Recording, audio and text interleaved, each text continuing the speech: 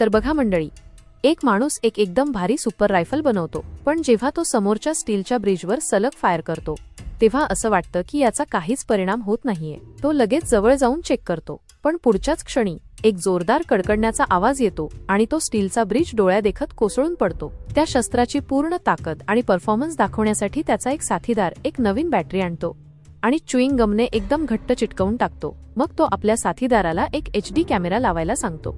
नंतर हा माणूस रायफलवर 8x स्कोप लावतो, नवीन टार्गेटवर निशाणा लावतो आणि फायर. धमाका इतका जबरदस्त असतो की सगळेजण अवाक होतात. तोही गन शूटिंग रेंजवर टेस्ट करायला मागतो, पण जेव्हा तो बघतो की हिरो खिशातून एक खेळण्यातली गन काढतोय तेव्हा जॅक बियाव त्याच्याकडे रागाने बघतो. पण आपला हिरो अजिबात घाबरत नाही. तो 100 मीटर दूर उभ्या असलेल्या एका मोठ्या टँककडे निशाणा लावून फायर करतो. पुढच्याच क्षणी टँकचे अक्षरशः चिथडे उडतात.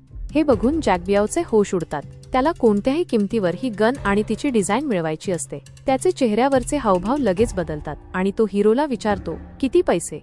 हिरो जी किंमत सांगतो. जॅक बियाव काहीही विचार न करता हो म्हणतो आणि उद्या दुपारपर्यंत पैसे तयार ठेवीन असं वचन देतो. पण परत जाताच जॅक बियाव हिरोची पूर्ण कुंडली काढवून घेतो. लवकरच डीलची वेळ येते.